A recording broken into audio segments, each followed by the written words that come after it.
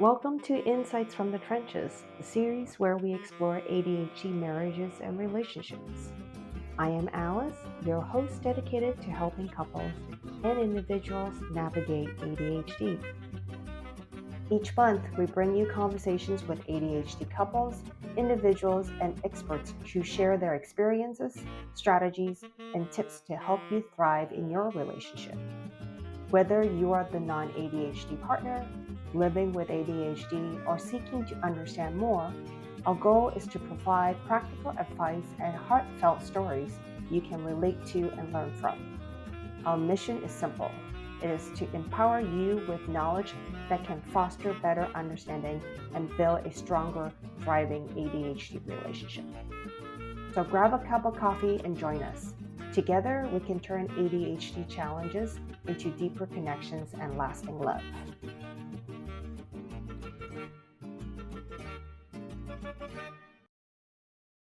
Hello, Melissa. How are you doing today? I am doing great. Thank you very much.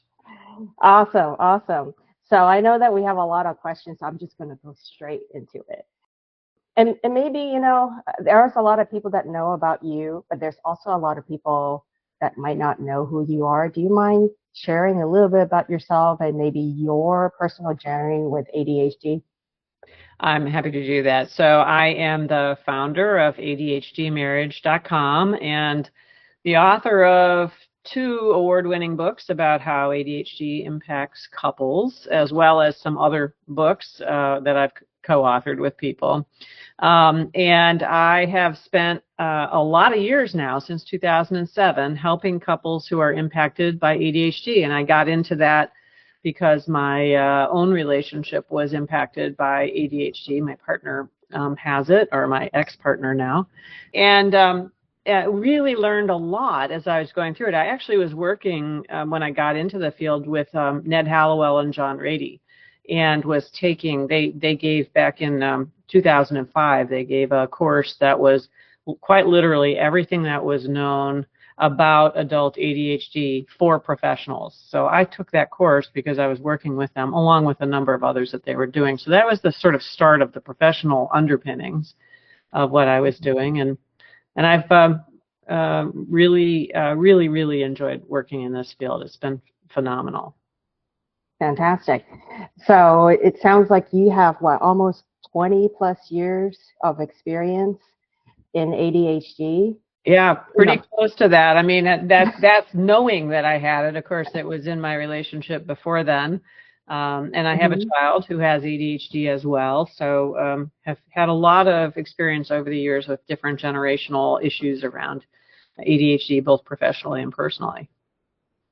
So reflecting on your experience, because it's more than 20 years based on what you just shared, what do you wish you would have known earlier about ADHD marriage and ADHD in general? It's such a great question. Actually, what we had wished we had known earlier was that the ADHD was there. So we're sort of disgustingly middle of the road when it comes to ADHD and how it impacts relationships. And like most adults, did not know that the ADHD was there. So there were all these things that were going on in my relationship which were inexplicable. I mean, we both kept sort of looking at each other thinking, we should be able to do better than this. What the heck is going on, And then my daughter got diagnosed when she was in elementary school. And then some number of years later, actually, I finally asked her doctor, is there any chance that my partner has ADHD? And she's like, oh yeah, of course, it's hereditary. Well, didn't anybody tell me? So anyway, that's when we started that journey. So the number one thing I wish I had known was that the ADHD was present, because there's so many confusing messages that you get when you don't know about it and you're trying to make sense of the symptoms, but you don't know their symptoms. And so that's the number one thing. And I think also the other thing is the knowledge that there's so much that can be done to manage ADHD and also to impact your relationship when one or both of you has ADHD. It's not just the ADHD symptoms that matter, it's the responses to those symptoms. So both partners really need to be engaged in getting in making things work better. So both of those things are my sort of top list. Got it, got it. So I gotta have to ask, do you think ADHD marriages are more challenging than marriages when there are two partners don't have ADHD? Well, I think marriage is challenging. I remember reading an article where they were talking to people who'd been married for a really, really, really long time. And the people who had been married the longest, the only difference between them and the people who'd been married for only 30 years or something like that was they said, oh, yeah, marriage is really hard. And the folks that had been married longer than that said marriage is really, really hard. You have to work at it. I mean, it's just hard. You do have to work.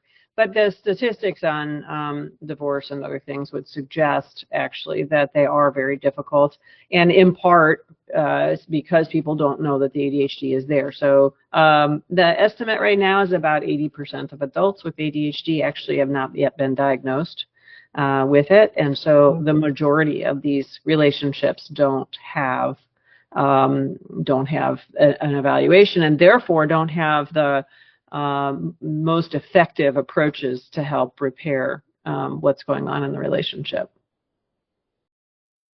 So are you saying ADHD actually complicate things? It does make it more complicated because the symptoms actually align pretty well with being a challenge for how we normally think about relationships. So, for example, we think of our partner as wanting to be very attentive to us. That's why we get into these relationships. And yet, if you have ADHD, by definition, you are inattentive. And we think of people in a serious relationship as sort of having your back or being able to follow through on the promises that they make to you. And in fact, people with ADHD have great difficulty doing that because a whole bunch of symptoms get in the way of either initiating or completing on time these tasks, and the trust can be eroded. So the specific symptoms of ADHD happen to align in a negative way with what people expect from their relationships. So it does really make things more difficult. And again, if you know that it's a symptom rather than your partner just doesn't like you or whatever, however you happen to be interpreting the thing you don't know as a symptom, then there's so much more that can be done. Got it, got it. So let's talk a little bit about the non-ADHD spouse. What are the common feelings that they experience in an ADHD marriage? You mentioned something just earlier about trust, but what other common feelings will they experience? Well, the most common thing that I see has to do with their response to the number one symptom of adult ADHD, which is distractibility. So if you have a chronically distracted partner, they're not paying a whole lot of attention to you unless they know to like schedule it or to create specific rituals or to do the kinds of things that you do if you know about the ADHD. And so one of the number one things that people say is that they feel lonely in their relationship. They expect it to be very connected to their partner, and in fact, their partner is quite distracted, and that they don't feel like they're seen in the way that they'd like to be seen. So that's the very top thing that I hear. Also, that people's lives are very chaotic. They feel as if they don't know when anything is going to happen. So, for example, their partner might be volatile, which is one of the things that can come with ADHD, or just dropping the ball a lot. And so they're constantly on edge and feeling as if, oh, gee, my I don't know if my partner's actually going to pick the kids up as he or she said they were going to, but rather, well, I have to be on guard or I have to watch out. And so that's a very high stress. It makes you frustrated and somewhat despondent, I think, to have that going on for a while. Yeah, no, I totally agree with you on that, on all those accounts, because I certainly have felt those before. Let me ask you this. I mean, you name up a few common feelings here that a non-ADHD spouse will experience. What are the best way, or is there a best way to overcome these feelings? So the best way to address the feelings is a multi-pronged effort where each partner takes responsibility for what they are contributing to the relationship dynamics. So that means getting out of the parent-child dynamic, better managing the ADHD, becoming more knowledgeable about how to respond to ADHD. So there's an educational part, and then also very much an active taking control of, taking charge of your own behavior, not blaming the other partner, but really looking at what you are contributing. So that there's a path for that starts with learning and then moves to the specific activities that you would do, the treatments and the different kinds of conversational techniques and things like that that you would go through. And then the last part of it is a connection, a reconnection stage. Once you've gotten to the more stable relationship, then you can reconnect. And part of the stability and part of what's really new, it's not actually new, but people are now finally talking about it, is the volatility aspect, the emotional dysregulation for people with ADHD. You really cannot address the negative emotions that either partner is feeling until you address the volatility of the relationship for either partner, but lots of times it's the ADHD partner, and you have to calm that relationship. Then you have a chance of healing the negative feelings and the issues that people are facing. Does it absolutely need to happen in that order, or can it changes in some ways? Well, yeah, I mean, you can, each couple, you enter it slightly differently for each couple. But the reality is that until the ADHD is well enough managed, there's going to be these injuries that keep going to both people until the parenting is better managed and you have much better boundaries between the partners, and the boundaries are aligned with the values that those partners hold. There's going to be injury, and until the relationship is calmed emotionally, you don't really have solid footing to reconnect and to really heal. So those are sort of the three main areas, I would say. Great. Thanks for helping us better understand kind of the process.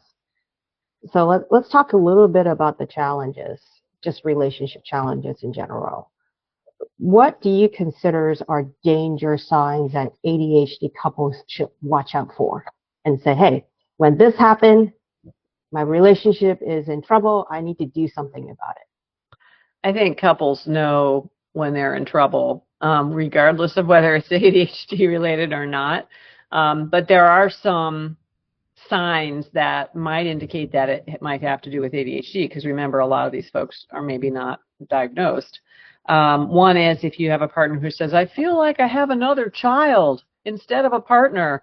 That's a pretty good indicator. I think, the danger signs are when you move into this parent-child dynamic where you have one person becoming very managerial and the other person becoming more subordinate. That lack of equal status or partnership between the partners is very injurious to any relationship. That's one thing.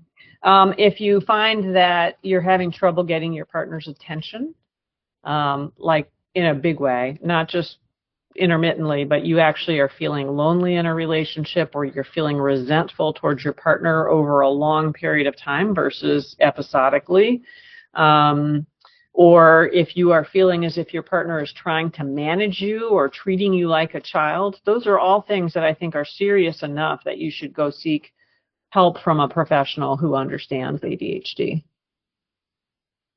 Thanks for sharing these danger signs. Which danger sign is the hardest to overcome, and why? I think the one that I see couples really have to figure out where their balancing point is the parent-child. Well, there's two: the parent-child and the emotional dysregulation, and they're hard for completely different reasons. The parent-child dynamic is difficult because it's wrapped up in acceptance, expectations, performance, executive function skills, a whole bunch of stuff that takes a while to really pull apart. And then the volatility one is difficult because it's typically, well, it can be a number of different sources. It could be from traumatic experiences in childhood for that person. It could be physiological, where the brain is actually set up for many people who have ADHD to better, to more quickly move to the amygdala, to the very primitive parts of the brain that do the fight, the flight stuff, all that. And so that's a challenge as well, because you're really working against your own biology. You have to learn how to replace certain patterns, how to trigger yourself away from the sort of instantaneous responses you have, how to take time to start to consider. And that's not that easy.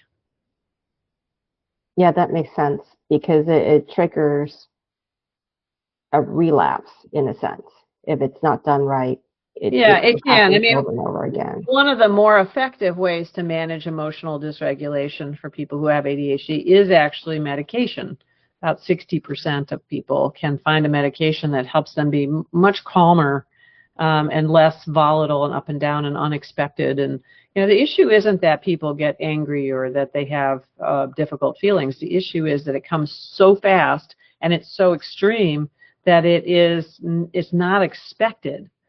And so it's a huge shock to the people who are around them, and it's not just the marriage, it's also in workplaces.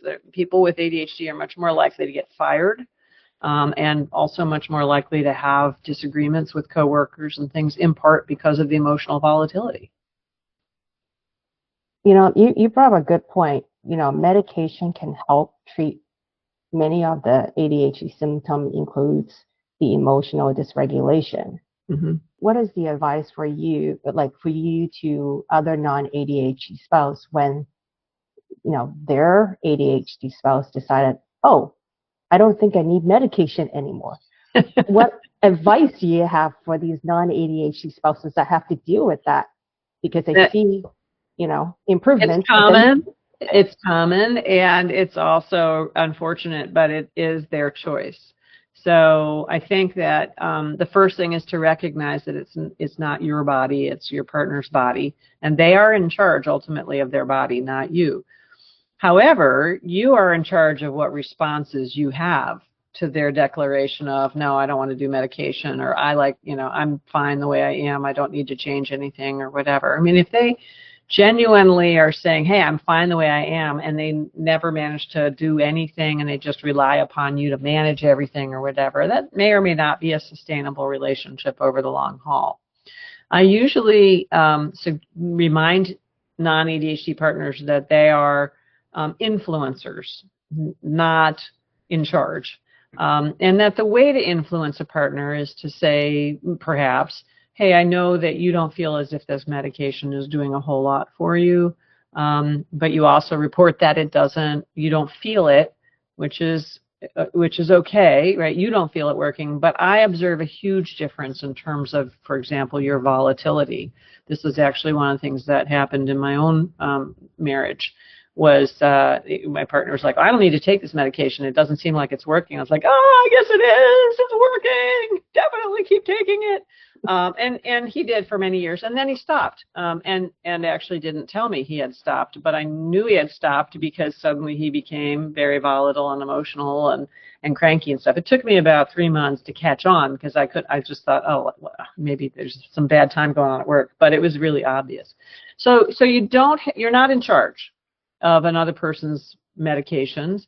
But you can give good reasons for why it's important to you. I think it's also important to listen to why the partner doesn't want to take it. For example, if they say, oh, I just feel horrible when I'm taking this medication. There are many, many medications that work for ADHD. And so that might not be the right one. But 70 to 80% of adults with ADHD can find a medication that significantly improves their symptoms and does not have significant side effects. So it takes time, but one way to do it is just to really listen to what they're saying about, no, I feel tamped down, or whatever. It could be dosage, could be other issues that they're facing. Yeah, this is true, because I I certainly had to deal with that with my spouse, where he Yeah. didn't like one medication and he didn't want to take it. It really took a while for him to come back and say, okay, fine, I'll give it another try. So, and then we got on the next medication and he was doing much better. Yeah. So, It's an interesting dilemma, right? I mean, you want the outcome that the medication provides, but it can take a long time to get it right. I mean, people ask me, so how long does it take to sort of get things settled down?